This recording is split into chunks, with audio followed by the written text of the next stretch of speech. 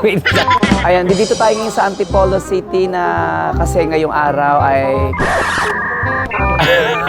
So, dito sa Antipolo City, ano bang simbahan? Sorry.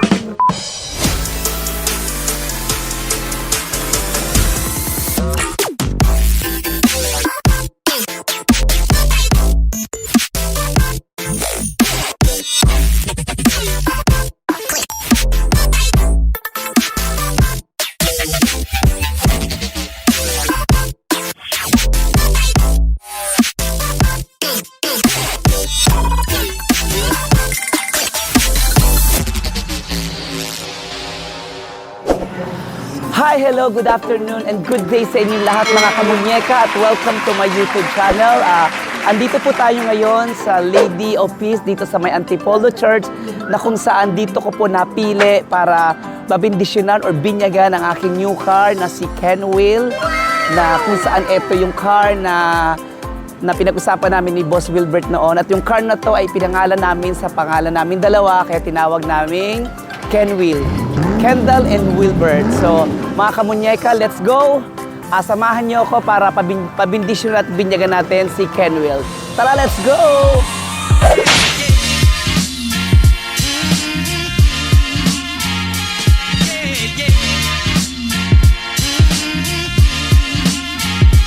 Once again.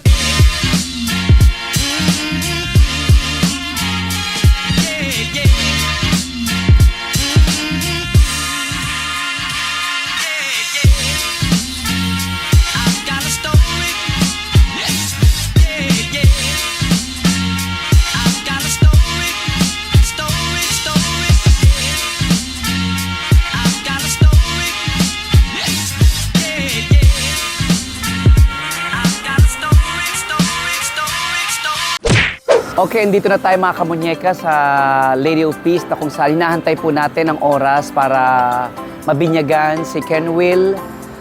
Siyempre, importante kasi na mabibinyagan natin ang ating mga sasakyan, lalo na tayo ay nagta-travel kung saan-saan. Iba pa rin talaga yung may bas-bas talaga ng galing sa taas para tayo ay maproteksyonan.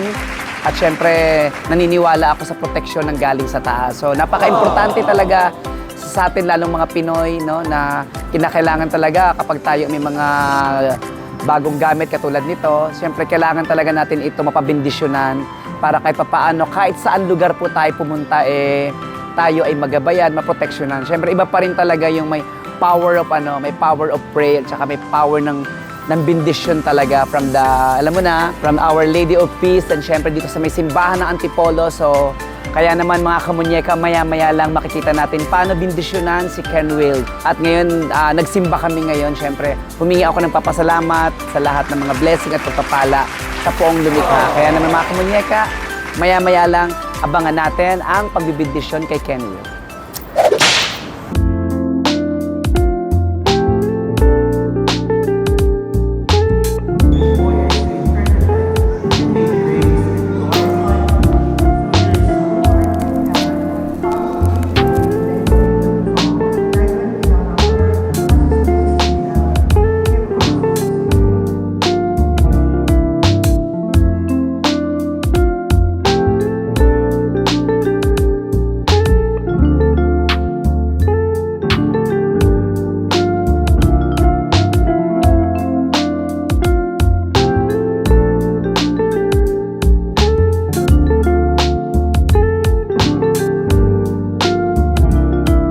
Pasok tayo ng mga kamunyeka dito habang naghahantay tayo sa blessing ng sasakyan. So pasok tayo dito mga kamunyeka. Tara, pasukin natin. Ang ganda. In fairness. Ang ganda dito, oh. In fairness yung simbahan nila. Grabe na, puro gold. Talagang pwede siyang puntahan ng mga tao, mga turista. Ay mga kamunyeka, kung makikita ninyo, sobrang napakaganda yung ginamit na kulay sa loob. Napakamamahalin. At actually ngayon lang ako nakapasok talaga dito. Punta po kayo dito, napaka-solemn, napakagandang pagmasdan ng ating mahal na Birhen, Our Lady of Peace. So ayan, ikutin pa natin. So dito naman yung parang chapel din siya na maliit. My God, Jesus, para ka nasa heaven. Jesus, para nasa heaven yung loob. Ngayon ko lang nalibo to, napakaganda. Napakaganda, promise, promise talaga. Ayan, kung makikita niyo doon, no, sobrang gold na gold. Nakakayang lumapit kasi may mga nagdadasal. Baka maago eksena tayo. So tama na yung masilayan natin dito sa bandang gilid, mga kamunyeka. 2 hours later. Nakapon po sa inyo. Sa ngala ng Ama ng Anak ng Espiritu Santo, dapat kami natin ni Jesus, ang handaan ng katotohanan at ang buhay. Wala sino ang makapupunta sa Ama kung hindi sa pamamagitan ko. Ama namin makapangyarihan, ikaw ang pinikha ng langit at lupa. Sa iyong kapasyahan, pinagkatiwala mo sa mga tao ang dapat ng panagpapalito na ito. Ipagkaloob mo po sa mga maglalakbay na pamamagitan ng sagrado ang paglingap sa kaligtasan ng lahat. Sa kanilang pagkaroon sa gawain man o paglilibang, iyong ipadama na si Kristo kasama nila sa daan bilang Panginoong ng buhay at naghahari kasama mo at ng Espiritu Santo magpa sa walang hanggan. Amen. Kaawaan ng Diyos, kaawaan ng pagbabasbas, imahe ng mahal na Berhe, dasal at panalangin, prosiklo ng Panginoong si Kristo at mga rosaryo bilang mga kasangkapang panusapanalan upang makatulong sa kasalukuyang buhay, sa ipauunlad sa paggawa ng kabutihan, upang makamit ang ligaya ng kalangitan, sa pamamagitan ng Yesu Kristo kasama ng Espiritu Santo magpa sa walang hanggan. Amen. Ito ng kapayapaan at mabuting paglalakbay, pero ng ating polo, ipanalangin mo po kami. Ama namin, sumasalangit ka, sambahin ang ngalan mo, mapasa amin ang kaharian mo. Kung sinangloon mo dito sa lupa para nasa langit, bigyan mo po kami ngayon ang aming kakanin sa araw-araw. Patawarin mo po kami sa aming mga sala para ng pagpapatawad namin sa nagkasala sa amin. At huwag mo kami ipaintulad sa tukso at diyan mo kami sa lahat na masama. Amen. Yan ang ang Panginoon ko rin sa iyo.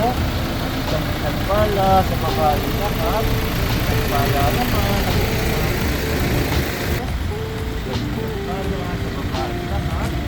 Nagpala naman ang anak ko si Jesus. Sa nagtutulong ko ng grasya, ang Panginoon Diyos ay sumasa iyo, Panginoon kasalanan, at kung sa mga mamatay, ito po. So yun na nga mga kamunyeka at katatapos na mapinyagan ni Kenwil at sobra ako nagpapasalamat dahil sa wakas at pinigyan na rin siya para at least safe ang aming mga travel kung saan makapupunta. Kaya nais kong pasalamatan ang simbahan dito sa Our Lady of Peace na dito ko ginawa ang kanyang pagbibinyag. So maraming salamat po dito sa Antipolo Church at sa lahat po ng mga tumulong sa akin. Maraming salamat po. And after nito, hindi pa tayo tapos dahil after ng binyag, syempre, ipapashare natin si Kenwil dito sa Antipolo. Iikot tayo. Tignan natin kung ano ang meron dito sa Antipolo. Kaya na mga kapunyeka, tara, mag-ikot naman tayo ngayon. Ipashare natin si Kenwil. Let's go! Tara mga kapunyeka, natapos lang ng blessing ni Kenwil. Kaya ngayon, tara kain tayo dito at first time na mapunta sa restaurant na tayo. Ayun na. Tara, pasukin natin kung ano meron dito. Oh, maganda.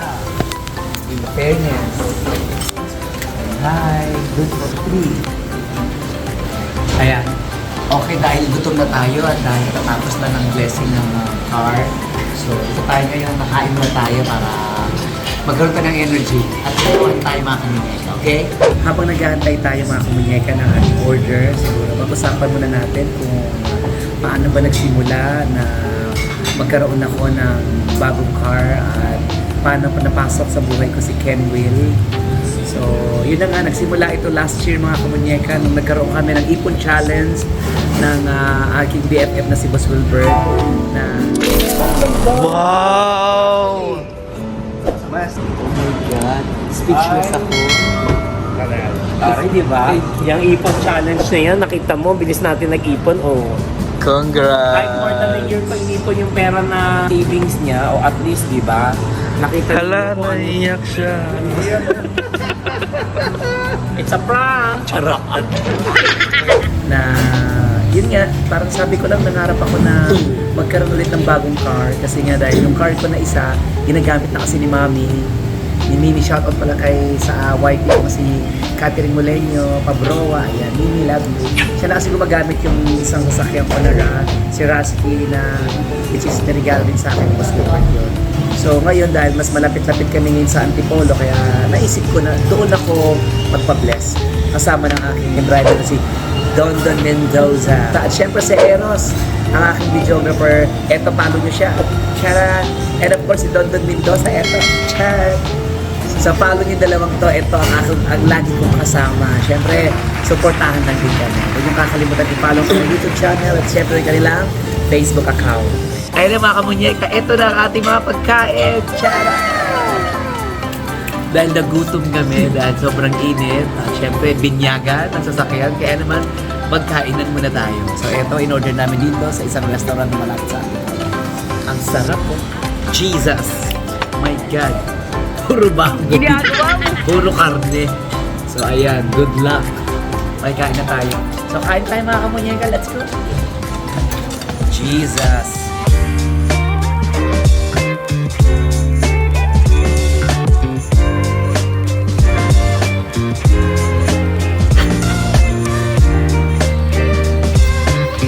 Meanwhile, Ay nga, tapos na tayong kumain. Kaya naman, explore natin to Antipolo kung ano meron dito. So, dito tayo sa isang lugar na medyo mataas. Kaya, tingnan natin kung gaano kaganda dito sa Antipolo. So, papakita ko sa inyo, mga kamunyeka, yung kagandahan sa ibabaw ng Antipolo. So, magabay muna tayo ng entrada.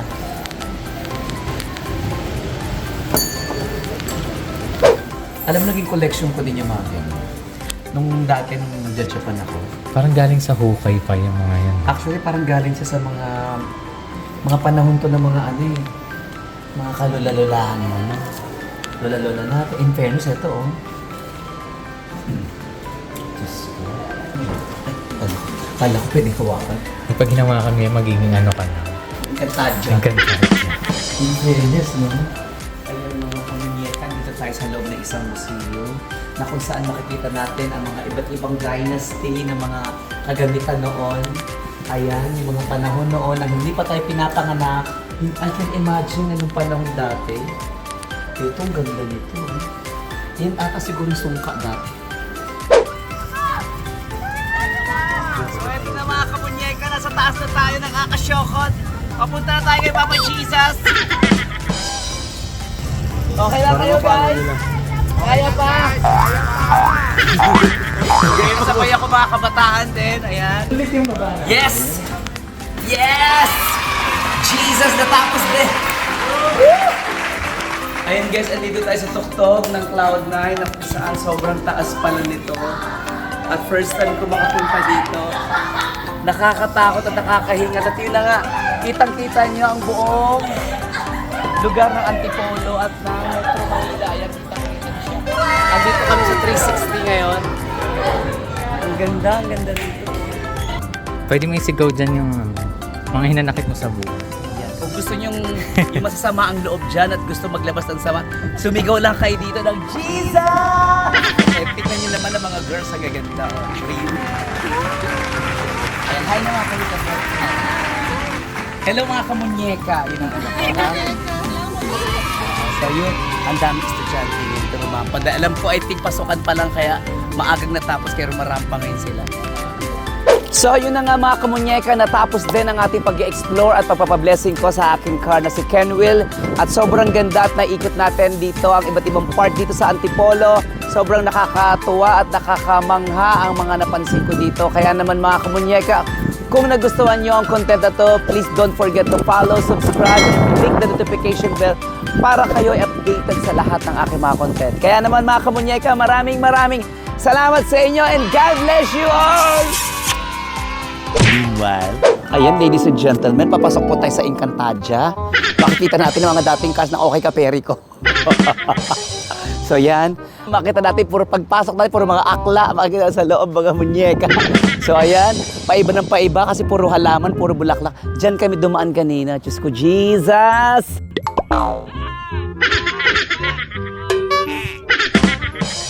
My God, papunta sa heaven! So eto na ang pintuan mga ladies and gentlemen, mga kamunyeka. Okay, let's go. Ayan. Papunta na po sa kaharian ng mga munyeka.